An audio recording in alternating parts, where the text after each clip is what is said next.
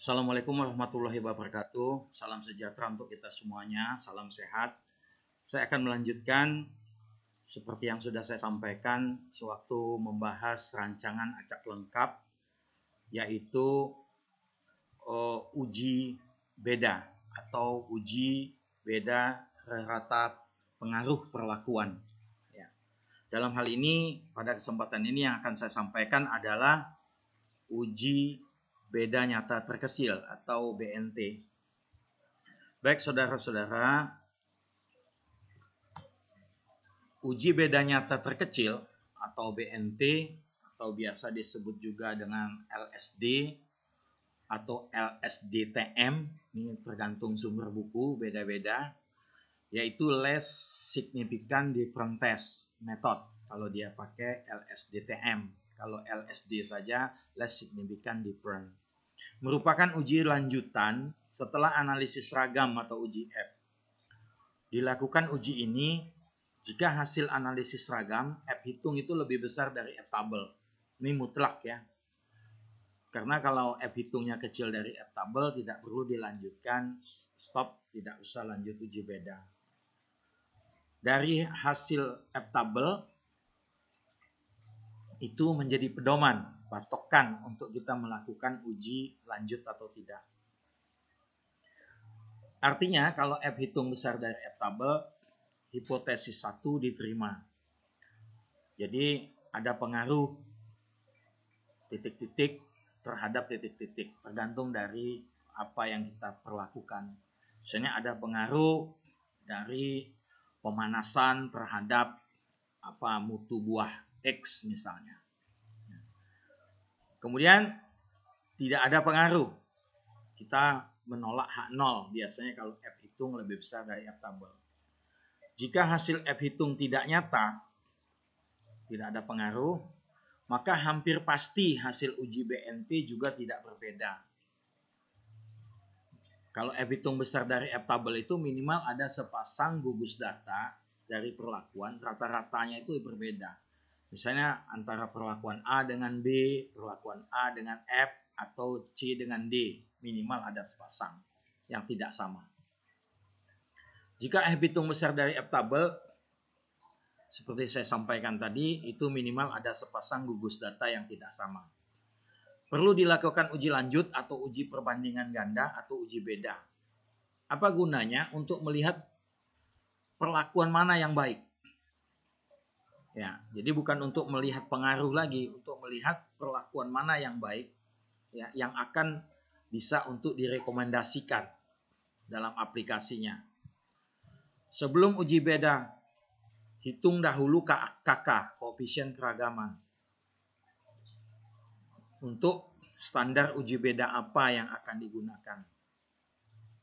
Besaran KK itu dalam persen ya. Nanti mungkin kesempatan lain akan saya sampaikan. Nah, ini kita ambil contoh yang kemarin pemberian zat X berpengaruh sangat nyata terhadap berat buah Y. Tapi setelah dicek ternyata pengaruhnya negatif. Karena semakin tinggi kadar atau takaran zat X yang diberikan, maka semakin rendah ya berat buah itu. Jadi kesimpulannya tidak perlu memakai zat X karena berat buah semakin rendah. Yang diharapkan adalah semakin tinggi bobot buahnya itu. Mungkin Anda masih ingat ini. Sudah saya sampaikan tadi. Ya. Ini sekedar contoh pengaruh zat X terhadap produksi tanaman Y. Penelitian dilakukan dengan rancangan acak lengkap, 4 perlakuan, 6 ulangan. Perlakuannya seperti yang bisa Anda lihat. Ya. Yaitu pemberian zat X 0 gram, 1,5 dan 2,0 gram. Semuanya ada 24 unit percobaan karena 4 kali 6. Parameternya adalah berat buah dan hasil panen setelah di hari. Langkah-langkah ini sudah pernah disampaikan waktu rancangan acak lengkap. Jadi saya tidak usah menjelaskan lagi secara detail ya. Kemudian hasil akhir yang paling penting itu adalah dari data berat buah yang sudah kita analisis sebelumnya, sewaktu saya menjelaskan rancangan acak lengkap, itu diperoleh, nah ini dia tabel hasil analisis seragam ini ya, di mana F hitungnya itu 44,30 lebih besar dari F tabel 5% dan 1%. Artinya berpengaruh sangat nyata. Ya. Ada pengaruh zat X tadi yang yang diberikan terhadap berat buah. Nah, setelah dihitung, KK-nya didapatkan 12,4%. Koefisien keragamannya didapatkan 12,4%. Dan kita coba uji dengan BNT. Yang pertama, langkahnya hitung SD. Pakai garis ini D-nya ya. Karena standar deviasi rata umum. Jadi ada garis di sini. Tanda minus di atas D. Tetapkan nilai T alfa. Nilai alfa T tabel. Contohnya 5% atau 0,05. Lihat tabel T. Jadi dalam hal ini untuk uji BNT ini kita harus melihat tabel T. Tabel T. Atau T tabel. Sebagai pembanding yang digunakan untuk menetapkan nilai BNT. Hasil nilai DBG dari tabel ANSIRA, jadi analisis seragam. Kita memerlukan itu. Kemudian urutkan rata perlakuan dari yang terendah sampai yang tertinggi. Dari perlakuan yang nilai hasilnya rendah sampai yang tertinggi. Jadi tidak selalu urutan abjad A, B, C, D. Tidak. Bisa saja D yang paling tinggi, bisa saja E yang paling tinggi, dan seterusnya. Buat tabel perbandingan selisih rata perlakuan dengan nilai BNT yang sudah didapat. Kemudian penetapan notasi. Ini yang saya jelaskan ini semuanya dilakukan secara manual.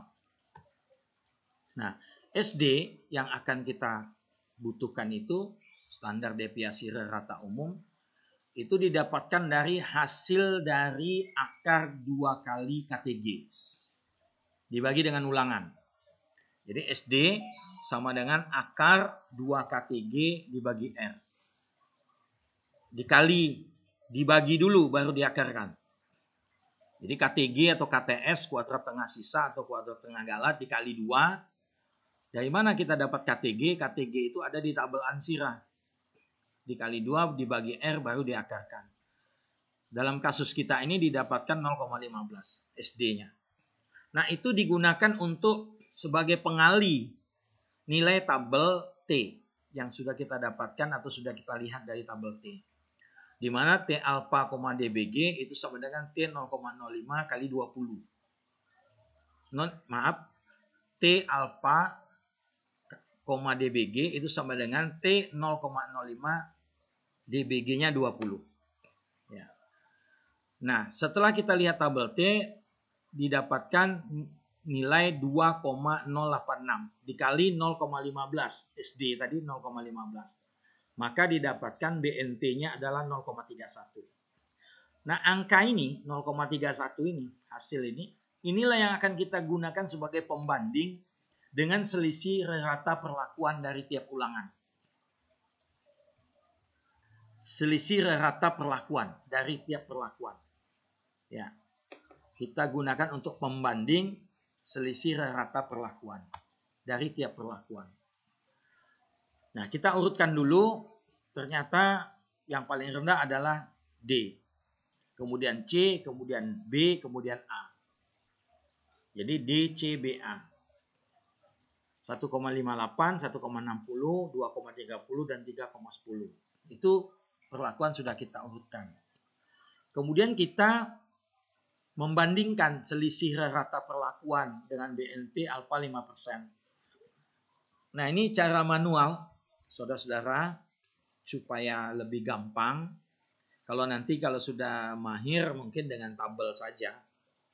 Yang tidak perlu pakai 3 kolom ini atau 3 baris ini. Ini perlakuan yang dibandingkan dan rata tiap perlakuan yang dibandingkan. Jadi perlakuan yang dibandingkan itu D dengan C. Ya, D dengan C. Jadi kalau ada 4 perlakuan, ya A B C D, maka kita akan membandingkan D dengan C, D dengan B, D dengan A, C dengan B, C dengan A, dan B dengan A. Jadi A B C D semuanya bertemu. Ini selisih dari perbandingan rata D dikurang rata C. Begitu sebaliknya. Rata D 1,58 dikurang C. Hasilnya adalah 0,02. Hasil ini dibandingkan dengan BNT tadi, yang BNT 0,31. Ini 0,31. Ini rata perlakuan yang dibandingkan. Jadi kita membandingkan tuh D dengan C, D dengan B, D dengan A. Kemudian CB, CA, kemudian BA. Jadi totalnya semuanya itu ada 6. Ya. Ada 6. Semakin banyak perlakuan tentu semakin banyak ya yang dibandingkan. Nah, ini hasilnya. Kalau dia lebih kecil, keputusan kriteria hasil BNT-nya itu TBN, tidak berbeda nyata. Ya. Jadi hanya ada satu yang tidak berbeda nyata, yaitu antara C dengan D, D dengan C. Nah, ini dalam harga mutlak. Seandainya dia hasilnya negatif, itu dianggap positif hasil selisihnya itu. Jadi dalam harga mutlak. Kebetulan ini hasilnya positif semua. 0,72, 1,52, 0,70 dan seterusnya. Ini lebih besar semua dibandingkan dengan BNT, maka yang lebih besar itu adalah berbeda nyata atau BN. Nah, apa langkah selanjutnya? Langkah selanjutnya adalah mengurutkan rata perlakuan yang sudah tadi, kemudian kita tambahkan dengan notasi. Ini punya makna. Ya. D dengan C itu tidak berbeda, TBN, tidak berbeda nyata. Maka notasinya sama. D dengan B beda. D dengan A beda. Saya ulangi, D dengan C sama, tapi D dengan B itu beda, maka notasinya beda. D dengan A beda, maka notasinya beda. B dengan C beda. C dengan B beda. Atau B dengan A beda juga. Nah, ini harus agak lama ini menjelaskannya kalau untuk perlakuannya lebih banyak daripada ini, dan mungkin ada yang 2 perlakuan yang sama atau 3 perlakuan yang sama. Nah, interpretasi hasil, semakin tinggi kadar zat X maka semakin rendah kadar buah Y. Itu sudah didapatkan dari hasil analisis seragam. Ya. Zat X itu berpengaruh negatif. Tidak direkomendasikan menggunakan zat X kalau begitu. Untuk apa pakai? Karena berat buah makin turun. Sementara kita mengharapkan produksi berat buah itu. Karena menurunkan berat buah Y. Jadi tanpa zat X itu berat buah itu sudah oke sebetulnya. Ya, ini contohnya rata-rata yang paling berat itu kan yang tanpa zat X. Jadi zat X itu berpengaruh negatif. Ya. Itu maknanya seperti ini. Sementara pengaruh zat yang diberikan pada D dan pada C itu sama. Ya. Jadi angkanya memang beda 1,58 dengan 1,60.